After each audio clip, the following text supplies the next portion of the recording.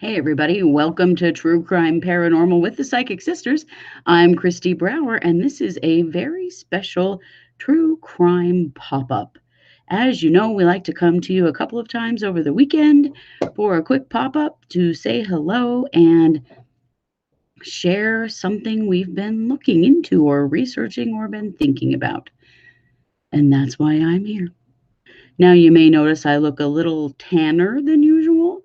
I have spent a lot of time outside in the last week or so, including 2 days at a softball tournament this weekend. So I am looking sort of red, but not really, mostly just nicely tanned, which was nice to be outside.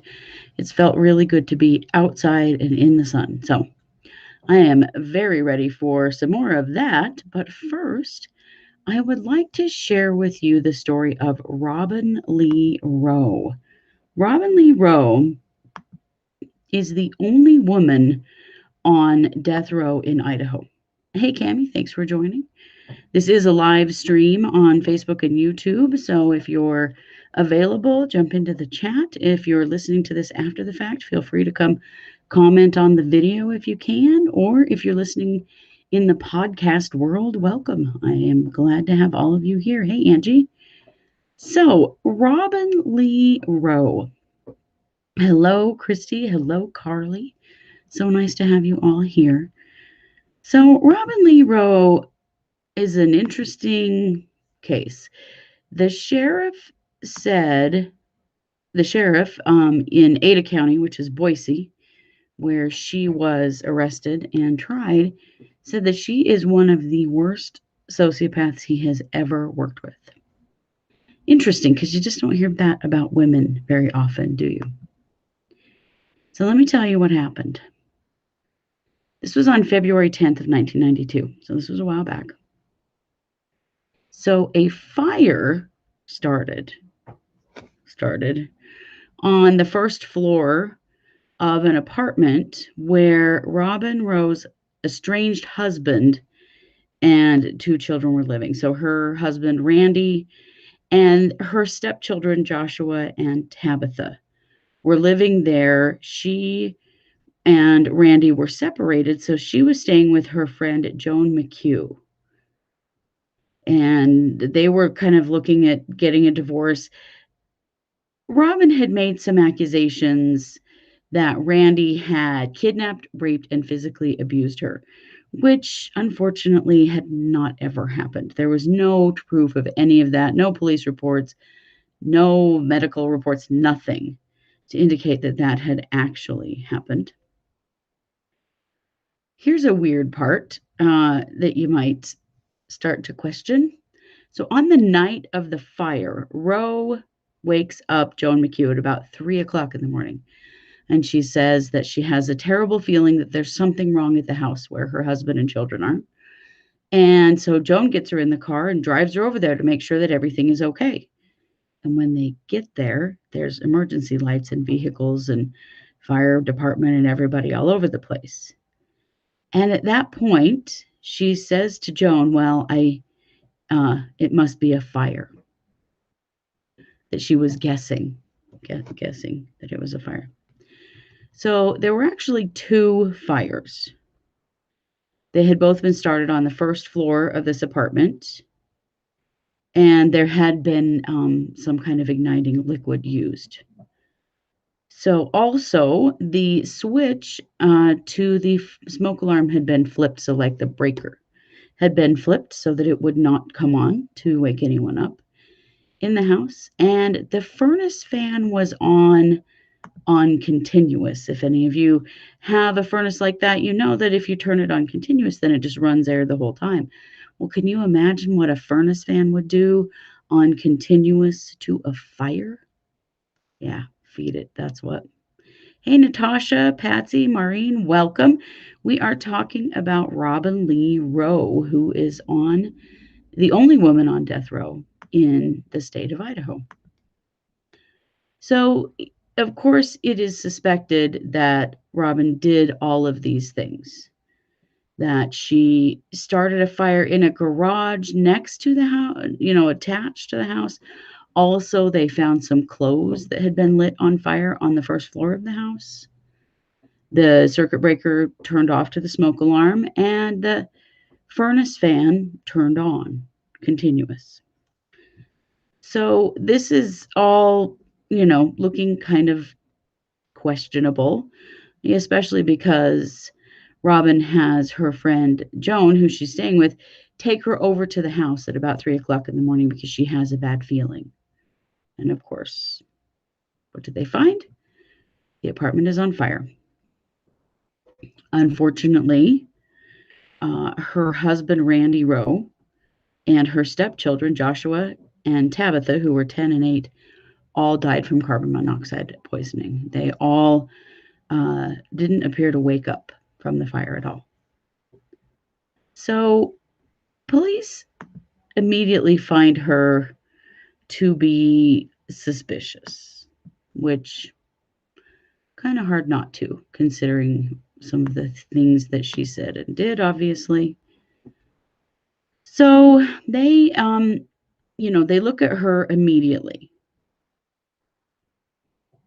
and so they go and they search her car, and they search Joan McHugh's house because that's where she's staying. And one of the things they find are 6 copies of life insurance policies. So she's taken out 2 policies on each member of her family. It all came to about $276,000. Now remember, this is in 1992. So that was $250,000, and that was a lot of money at that time. She, of course, was the full benefactor in all of those policies. And the most recent policy had only been purchased about 17 days before the fire. So, yeah. Get this, though. Okay, so they're still suspecting her of the fire, but they don't have any actual proof that she did it, but they certainly think she did, especially after the um, life insurance policies. But they find evidence that she has been embezzling money from her job. Get this. She's doing the bingo games at the YMCA. So, because they don't have anything to hold her on as far as the fires are concerned, they arrest her and charge her with grand theft on the bingo embezzling. Crazy, right? Hey, Fisher girl, welcome, welcome. So she's embezzling from bingo along with some of this other stuff. They start to look into her also, and they discover that she has lost 2 children of her own. Remember, the children who died are her stepchildren. But she had a daughter die in 1977 from sudden infant death syndrome. Now, that baby was 15 months old. And so when the medical examiner looked into it, they were kind of like, that's kind of old for SIDS. We're not so sure that might have been, a murder. And then her son, Keith, get this, in 1980, died in an accidental house fire. Things are starting to look scary. It's starting to look as though people who are no longer of use to Robin get disappeared, right? They get killed. So there's lots of questions about that. Unfortunately, they're never able to actually charge her on the deaths of her 2 children. It's just too long. There's not enough evidence, but they really do believe that she killed them as well. She's telling her friend Joan, that there's this, you know, potential abuse happening in her relationship, but there's no evidence of that. There's nothing, no reports to police or child services or medical reports, nothing. They also find out that our dear Robin here is having a sexual relationship with Joan McHugh's oldest son. So she's getting a divorce. She's cheating on her husband. And then conveniently, their apartment burns down and kills him and his children. Not looking good, is it? Erin says she's impatient. 17 days is a little too fresh. Exactly, right? Not exactly the mastermind criminal here. So the police really think it is her, but they've got to get something a little bit better as far as evidence because they just are not finding anything. So they convince Joan McHugh to record any phone calls that she gets from Robin because she's now sitting in jail on the grand theft charges for embezzling money from Bingo. And Joan agrees to it. So they ask Joan to tell her that she went downstairs in the middle of the night and discovered that Robin wasn't at home. So initially, her alibi was that she was, just asleep at home in the same house as Joan. So Joan tells her, hey, by the way, I went downstairs and you were not there. And then Robin says that she was outside in her car, but she was out there with her psychiatrist talking till about 4:30 in the morning. Now, that doesn't make any sense because about 3 o'clock in the morning is when she woke up Joan and said she was having this terrible feeling that something bad was happening and they needed to go check on her family. And so Joan says, well, you probably better tell the police that because, we need to make sure that they know where you were. So now the police know that she's lying because she's telling multiple stories, and I'm sure they went further. I'm sure they checked with the I haven't found anything in my research that says that they actually spoke to her psychiatrist, but I bet they did. And, found out that in fact was not true. So on March 23rd of 1992, she was arrested for 3 counts of murder. And, that alibi just never came up. It was only just a lie to her friend. That was the problem with Robin, is that she just couldn't tell the truth to anybody, along with she was incredibly selfish. So her trial did not take very long. On December 16th of 1993, she was found guilty of premeditated murder, and she was sentenced to death. You guys, and I don't know how your states are, but sentencing a woman to death in the state of Idaho, not a common thing at all. During her sentencing, the judge called her a pathological liar and said Robin Rowe's actions represent the final betrayal of motherhood and embody the ultimate affront to civilized notions of maternal instinct. He also said maternal prolicide, the killing of one's own children, is the embodiment of the cold-blooded, pitiless slayer, descent into the blackened heart of darkness. That judge was pretty poetic. So she is actually still sitting on death row in Idaho right now as we speak. She has filed a bunch of different appeals, none of which have been very effective. She certainly has tried to say, that they were unfair to her, she didn't get a fair trial, or her attorneys didn't do a good job. But a very interesting one that came up is that she had what's called brain atrophy. So there was this big argument that went on legally about this, and that this came from her long-term sexual abuse and mentally ill family members and her medical history and evidence of mental illness, including some suicide attempts. Now, I will tell you that diminished capacity, her mental health didn't really come into the trial at all. This is coming up after the fact that she has this brain atrophy. Well, this is really weird because her attorneys came back and said to the judge, we need to have a CT scan, or they had a CT scan, but they needed to bring in a specialist to look more at her brain.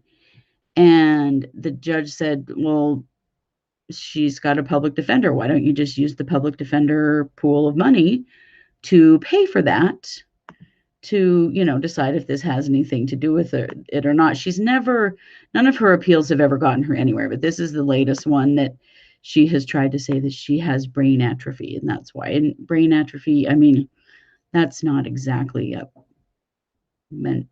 physical or like medical term necessarily, but it could indicate she has some mental illness or dementia or other problems. This was interesting because her attorneys were asking the court for money to hire an expert to evaluate her. And the judge, and they also wanted some extra time before filing this appeal so that they could get all this information together. And the judge said, you don't get any extra time, and we're not giving you any extra money either because you, she's a, she has a public defender. Why don't you just take it out of the public defender's budget? And they just never did it. It was just very strange. Like, I don't know if this was just a tactic or if they knew it wasn't going to come together well. I don't know. This last stuff just happened. This was reported on February 3rd of 2021. So I'm going to keep an eye on it. But so far, they have not come back with any kind of evaluation of her. Now, the hard part now is maybe she does have something now, but this is 2021 and she committed those crimes in 1992. A lot of things can happen to your brain between then and now. I think, basically at this point, they're just trying to keep her from being executed. As far as I can tell, there is no date yet for execution. Like, she has not exhausted her appeals.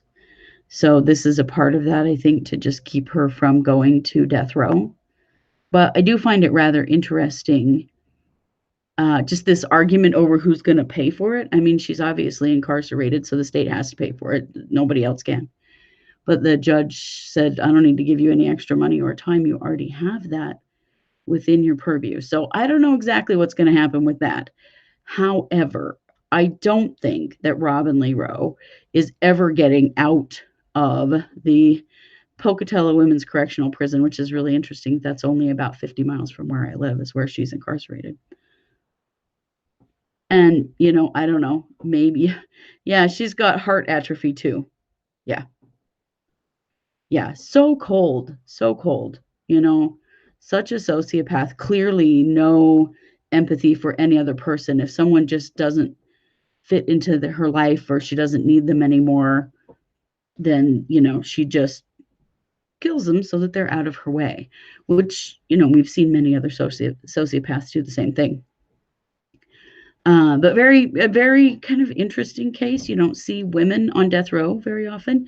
I'm going to keep an eye on these latest filings and see what happens, if this will keep her from being executed. I don't know. It's such a game at this point. It's all such a game. They file things like prosecutorial misconduct from 20 years ago. It's tough to prove. Lots of it is tough to prove. They also said, her legal representation was inadequate at the time. And, that's the kind of standard stuff that gets filed in these appeals. So I'm going to keep an eye on it, and I will give you an update if I see anything else come up. But I thought I would let you know about this case because it's rather interesting. We don't see women committing these kinds of crimes very often. So, whether you are for or against the death penalty, we've talked about this a lot on here. This is a person that obviously should never, ever see the light of day as far as society is concerned, because people are completely disposable. Probably Joan McHugh was pretty lucky that Robin was arrested when she was, because Joan McHugh might have been next. She was kind of taking advantage of that situation, and when she was done with them and Joan McHugh's son, who knows, they might have been next on her list. This has been a True Crime Paranormal Pop-Up. Thank you so much for joining me. We will be back on Monday with a brand new case and with all of our other weekly episodes. Thank you so much for listening, for watching our videos. Please remember to like, subscribe, and follow. It helps us so much on every platform to get seen more. If you love what we do, feel free to share as well. If you would like to send us a case, you can do that by going to truecrimeparanormalpodcast.com and send us a case, and we will add you to our list, and we will eventually get to all of those cases, but it will take us a while. Well, this has been True Crime Paranormal. I'm Kristi Brower.